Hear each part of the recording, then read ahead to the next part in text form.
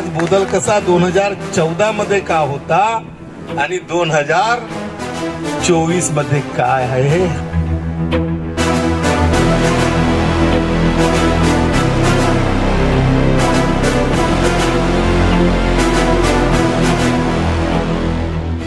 मदन भाऊ सांगत होते आता 15 ऑगस्टला पाय ठेवायला जागा नव्हती, एवढे लोक आले, लोकांना त्या माध्यमातून व्यवसाय मिळाला.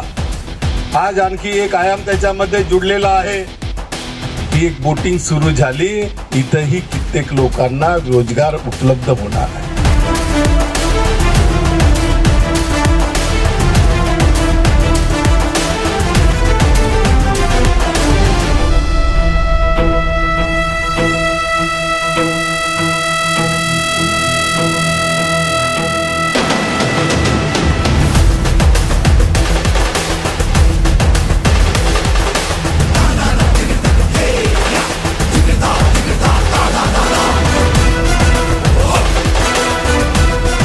आज आपण या पर्यटन स्थळाला नवीन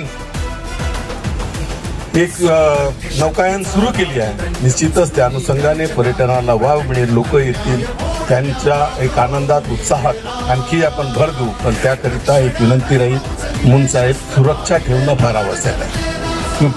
पाणी आणि आग ह्याच्यापासून आपल्याला सुरक्षित ठेवणं, त्याकरिता व्यवस्थित व्यवस्थापन करण्याची आवश्यकता आहे.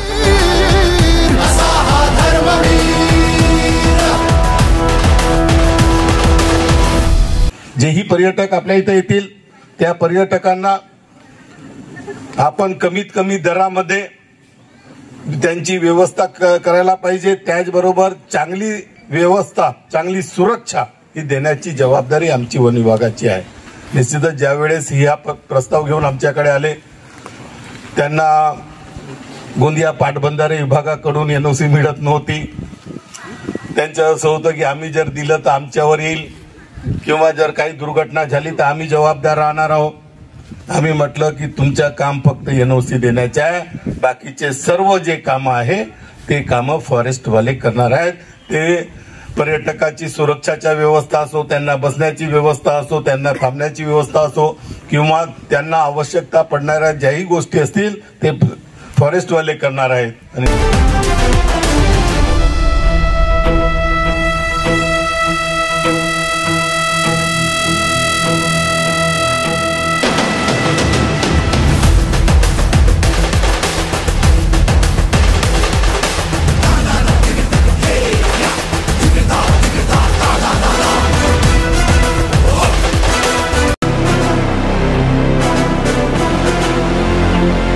जीबी न्यूजचे प्रत्येक अपडेट मिळवून घेण्यासाठी तुम्ही आमच्या चॅनलला लाईक करा, सबस्क्राईब करा आणि शेअर करा. तसंच बेल आयकॉनला सुद्धा प्रेस करा.